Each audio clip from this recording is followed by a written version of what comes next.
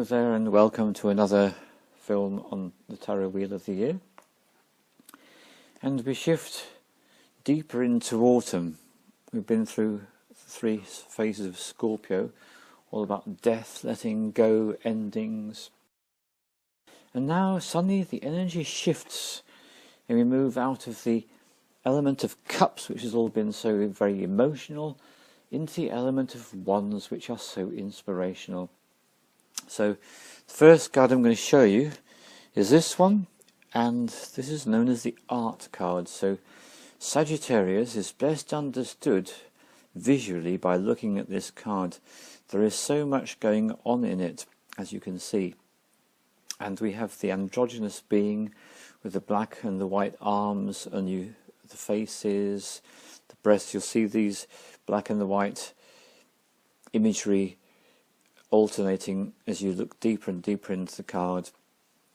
We have the white lion and we have the red eagle as well, and the alchemical vessel is what this androgynous being is working with. The being does represent both the male and the female, and this card's all about alchemy. That's why it's called art. So art in the fullest sense of the word, which is when we say it's an art to do this, that's a real art, that's what we're talking about.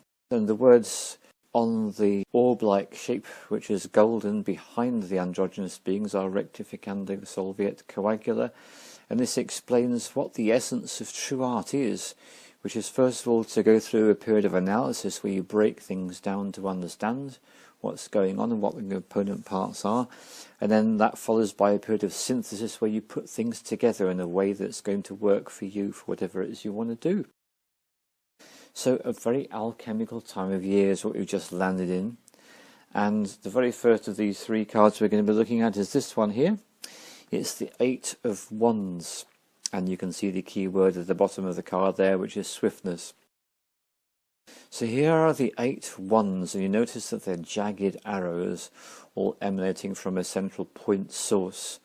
And it's interesting because that is actually the emblem of chaos magic. If you go and look it up, you'll find that there's a lot about chaos magic on the web. And above the 8 wands, which are literally coming out like 8 lightning bolts from the point source, you've got the rainbow above, which represents manifestation, fruition, things working out very well, gifts, magic. And then on the top left you've got the symbol for Mercury, the communicator. On the top right you've got the symbol for Sagittarius. And Sagittarius is all about independence, all about the body, and finally all about freedom. These are the key words for Sagittarius. So let's look at swiftness and see what it's all about. It's time to get on with it, literally. It's time to make a move. We've been through the difficult, challenging times of debauch, and tuning in so deeply to these cards as I am, I certainly went through a bit of a ride on it myself. And it's so helpful to remember that when we're going through these states that are more challenging, you've got the ways you can transform them, and also it's a matter of having increased understanding. So let's see what we're going to do about swiftness, which is obviously getting on with it. And this is the card it gets transformed into, and you can see those are the colours. So putting the glass on the card and doing the transubstantiation process as seen in film number 1, Dominion. You can go back to it and check out how to do it. And when we transform swiftness, this is what we get. And it's really worth taking a moment to look at this, because the most striking image in the entire field is what I would call the infinity symbol, which is also called the lemniscate, and it's a very powerful shape indeed. It also relates to the Mobius strip, if you've got Mobius, M-O-B-I-U-S. And the thing about a Mobius strip is it's basically a strip of paper, but it's had one twist in it when it's been sellotaped or glued back up together. So if you put your finger on it and you move your finger around, you'll find it will go on forever, because it actually does both sides continuously. And that is why the Mobius strip relates to infinity, because it's an experience. This is a graphical experience of infinity you can have. Take a thin piece of paper, put a twist in it and join it together, you get that shape. It's really quite something. This is a very important shape to bees, as anyone who studied bees will know.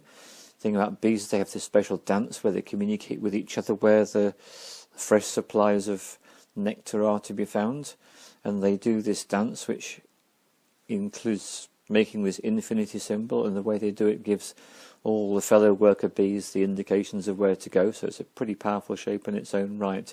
And if you ever like to dance or to move, then moving your body in this shape has a pretty significant effect. I recommend you try that if you fancy that kind of thing.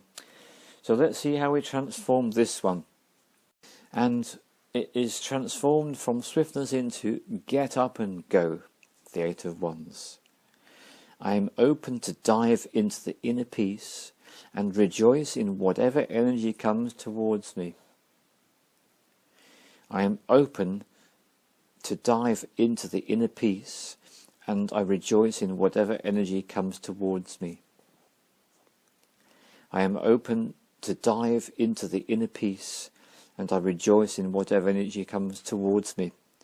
And this is a really confrontational statement when you think about it, because it's an understanding which goes very, very deep indeed, and it takes a lot of maturity to grasp this. And you come across these ancient sages, and you hear the old story, and the guy's having a great time and it's all cool. He says, yeah, whatever. And then there's famine and disaster. He says, yeah, whatever. And then he's got grandchildren and it's all fruitful and lots of plentiful harvest. He says, yeah, whatever. And this is a really useful approach to have, to accept what comes your way. Because bottom line is, everything that comes your way is something that you have actually participated in the co-creation thereof. So, looking into this, it's get up and go. It's living in the material world. It's a balance in the solar plexus between the two extremes, between the material and the spiritual. So-called spiritual people need to pay more attention to the material realms and get their balance. People who are excessively materialistic need to spend a little bit more time tuning into spirit. That's the way you get your balance. And this is why for all shamans, they need to learn, preferably sooner rather than later, you need to keep 1 foot in the shamanic realms, in the spiritual journeying realms, and 1 foot firmly planted in the material realms. If you don't, you're no use to anyone. Really important to be aware of that fact if you're any kind of a practitioner. So getting a little bit deeper, what this card is all about, it's about a sense of wishing to create an ideal circumstance or condition that may not be in accord with what is. And it's an opportunity to learn to accept our creativity in relation to the practical circumstances of life. So I'm glad it reminded us of this particular card, because it is here to tell us about creativity as well. There's something so enormously satisfying about being creative, and that's something I hope you pick up from looking at all these images that we've worked with. They're extraordinary, and the beauty is you get yourself some paper, you get yourself some colours, and you just start to play, as in my film Shamanic Art, without any preconceived ideas or expectations. Have a lot of fun and really enjoy your creativity. Because if we're all gods and goddesses in the making, which is my primary axiom, which I've been promoting ever since 2008, that's what we are, whether we realise it or not. Any creative act is a huge step towards manifesting your god and your goddesshood, your divinity. Much love to you all.